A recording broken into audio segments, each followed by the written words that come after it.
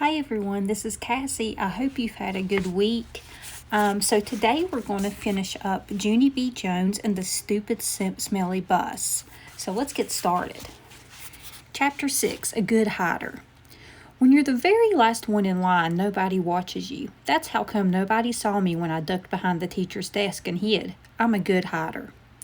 One time at Grandma Miller's house, I hid under the kitchen sink. Then I made a growly sound and sprung out at her. I'm not allowed to do that anymore.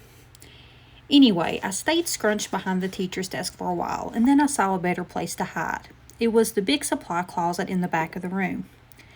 And so I ran back there very fast, and I squeezed into the bottom shelf. I squeezed right on top of the construction paper. Most of me was comfortable, except my head was sort of very tight, and my knees were all bended, like when I do a somersault. Then I pulled the door mostly closed. "Don't shut it all the way, though, and I mean it," I said right out loud. I stayed real quiet for a lot of minutes. Then I heard noises in the hall, and some feet came running into the room, big people's feet, I think. "What happened?" I heard someone ask. "One of my little girls is lost," said a voice that sounded like Mrs. "Her name is Junie B. Jones, and she didn't get on the bus, so now we've got to go out looking for her." Then I heard some keys jingle, and the feet went running out again. And then the door shut. I still didn't come out of the closet, though. When you're a good hider, you can't come out for a very, very long time. I just stayed there all bended up, and I told myself a story, not an out loud story. I just told it inside my head. It was called The Little Hiding Girl. I made it up, and this is how it went. Once upon a time, there was a little hiding girl. She was in a secret spot where nobody could find her, except her head was very tight and her brain was wishing out. And she still couldn't come out of her spot, or a smelly yellow monster would get her, and also some meanies with chocolate milk. The end.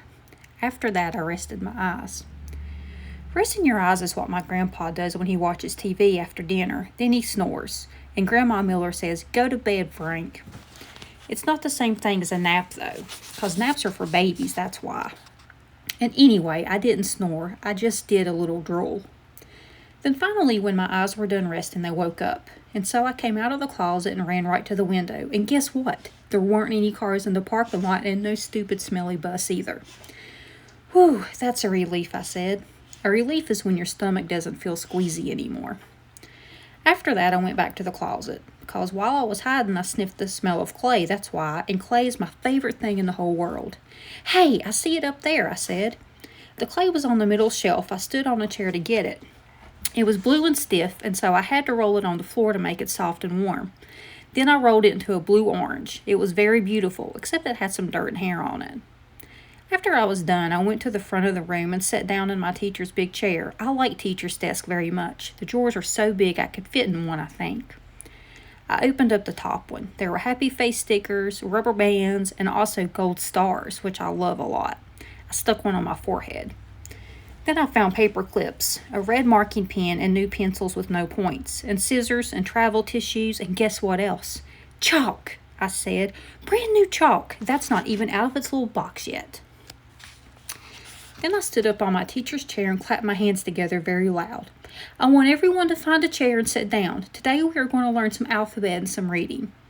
And also I will teach you how to make a blue-orange. But first, everyone has to watch me draw stuff." Then I went to the board and drew with my brand new chalk. I drew a bean and a carrot and some curly hair. Then I wrote some O's. O's are my bestest letter. And after that I bowed. "Thank you very much," I said. "Now you may all go out to recess." I smiled. Except for not that Jim. Chapter 7, Peeky Holes and Spying. After a while I started to get a little bit thirsty. That's what happens when chalk sprinkles get in your throat. "I would like a drink of water, I think," I said. Then I put my hands on my hips. "Yeah, only what if somebody sees you at the water fountain? Then they might call the stupid smelly buzz to come get you, and so you better not go." I stamped my foot. "Yeah, only I have to go because there's dumb chalk in my throat." Then all of a sudden I got a great idea. I pulled a chair over through the door, and I peeked out the window at the top. I'm a good peeker. One time I peeked right into Grandpa Miller's mouth when he was sleeping, and I saw that dangly thing that hangs down in the back. I didn't touch it, though, because I didn't have a little stick or anything, that's why. Anyway, I didn't see anybody in the hall, and so I opened the door a crack, and I sniffed, because when you sniff, you can smell if there's people around. I learned sniffing from my dog Tickle. Dogs can smell everything. People can mostly just smell big smells like stinking flowers and dinner. Nope, don't smell anyone, I said. Then I ran to the water fountain and I drank for a long time, and nobody tapped on me and said, "Hurry up, girl." After that, I stood on my tippy toes, and I tippy-toed to the media center, because I love that place, remember? The media center is kind of like a fort. The shelves are like walls, and the books are sort of like bricks, and you can move some of them around and make peeky holes. Peeky holes are what you spy out of. Then if you see somebody coming, you can make your breath very quiet, and they won't find you. I spied for a long time, but nobody came. The only people in the media center were just me and some fish. The fish were in a big glass tank. I waved at them in there, then I stirred them with a pencil. I love fish very much. I eat them for dinner with coleslaw. Just then I saw my most favorite thing in the whole world. Its name is an electric pencil sharpener, and it was sitting right on the librarian's desk. "Hey," I said, very excited, "I think I know how to work that thing." Then I looked in the desk drawer, and guess what? There were lots of brand new pencils in there, and so I sharpened them. It was funner than anything, because an electric pencil sharpener makes a nice noise. And you can make pencils as teeny as you want. You just keep pushing them into the little hole, and they just keep on getting teenier and teenier. It doesn't work on crayons, though. I tried a red one. Then the pencil sharpener slowed way down, and then it made a rrrr sound. And after that, it didn't go anymore. Just then I heard a noise. It was walking feet, and it made me scared inside, because I didn't want anyone to find me, that's why. And so I squatted way down and looked through my peeky hole. Then I saw a man with a trash can. He was singing "Somewhere Over the Rainbow." That's a song I know. It's from my favorite movie, which is called The Wizard of Oz. The man with the can didn't see me. He walked down the hall. Then I heard him go outside. I stayed squatted down for a long time, but he never came back. "Whew, that was a close one," I said. And so then I ran to find a better place to hide. Chapter 8, The Dangerous Nurse's Office. Guess where I ran to? Straight to the nurse's office, of course, because there's those little plaid blankets to hide under. There's other neat stuff in there, too, like a scale to weigh yourself and a sign with a giant E and other letters. The nurses use the sign to test your eyes. She points to the letters, and you have to yell out their names. You have to yell the E the loudest. That's how come it's so big. And guess what else I saw in the nurse's office? Band-Aids, that's what. I love those guys. They were on top of the desk, and so I opened the lid and I sniffed them. I said, because Band-Aids smell just like a brand new beach ball. Then I dumped them out. They were the most prettiest Band-Aids I ever saw. They were red and blue and green and also yellow, which is the color I hate. And there were different shapes too. There were squares and circles, and some were that very long, which are called tangles, I think. I put a green circle on my knee. That's where I fell down on the sidewalk last week. It's mostly all better now, but if I press it very hard with my thumb, I can still make it hurt. After that, I put a blue tangle on my finger. That's where I got a splinter from the picnic table. Mom pulled it out with the tweezers, but there's still some table in there, I think. Also, I put a red square on my arm. That's where Tickle scratched me, because I got him all wound up. Just then, I saw the nurse's purple sweater. It was hanging on her chair. I put it on. "Now I'm the nurse," I said. Then I sat down and I pretended to call the hospital. "Hello, hospital? It's me, the nurse. I need some more Band-Aids and some aspirins and some cherry cough drops. Only not the kind that make your mouth feel freezy. And I need the lollipops for when kids get needles. And also, I need a little stick or something in case I have to touch that dangly thing that hangs down in your throat." Then I pretended to call room 9. "Hello, miss. Please send that Jim to my office. I have to give him a shot." Just then I saw my most favorite thing in the whole world. They were near the door, and their name is crutches. Crutches for when you break a leg. Then the doctor puts it in a big white cast with just your piggy sticking out. And you can't walk on it, so he gives you the crutches to swing yourself. I ran over and picked them up, and then I put them under my arms, only they were way too long for me, and I didn't swing that good. And so then I got another idea. I carried them to the nurse's chair, and I climbed up there so I was real tall. And then I put the crutches under my arms, and they fitted just right. After that, I stood on the edge of the chair, and I leaned forward very slowly. Then a terrible thing happened. The chair was on wheels, and it rolled away from my feet, and I got stuck on the crutches way high in the air, and I was very dangly up there. "Hey!" I shouted, "get me down from here." Then I wiggled around, and one of the crutches slipped, and I came crashing down, and I banged my head on the desk. "Ow, ow, ow, ow!" I yelled. Then I picked up the phone again. I quit this stupid job, I said, and I ran out of there very fast, because the nurse's office is a dangerous place, and crutches aren't my favorite thing. Chapter 9. Zooming Speedy Fast. I like running inside the school. It's funner than running inside your house. In school, you can zoom with your arms out like a jet plane, and you don't knock over the furniture. And also, the head doesn't get broken off your mother's bird statue, which used to be a blue jay, I think. I zoomed straight to the cafeteria because there's a lot of tables to hide under in that place. Only when I tried to open the door, it was all locked up. So then I ran to another room across the hall, only that stupid door was locked too. Hey, who did all this dumb locking? I asked. Then I started jiggling up and down, because I was having a little bit of a problem, that's why. The kind of problem that's called personal. And it's about going to the potty. And so all of a sudden I had to run down the hall speedy quick right to the girls' bathroom. Only guess what? When I got there, that stupid door wouldn't open either. And so I kicked it, and I hanged on the handle because I weigh 37. Open up, and I mean it, I yelled. But the door kept on staying shut. It's emergency, I shouted.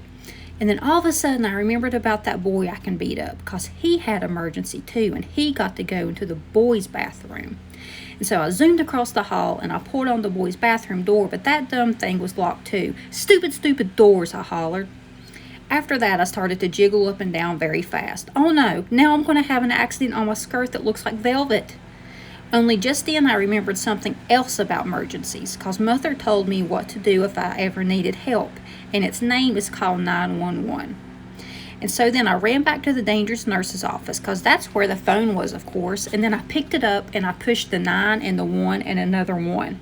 Help! This is emergency, I yelled. All the doors are locked in this place, and now I'm going to have a terrible accident. Then I heard a voice on the other end. She said for me to calm down. Yeah, only I can't, because I'm in big trouble, and I'm all by myself, and I need help real bad. Then the lady said to calm down again, except for I couldn't stand still, and so I just hung up and ran right out of there. And I just kept running and running until I got to the big doors at the end of the hall.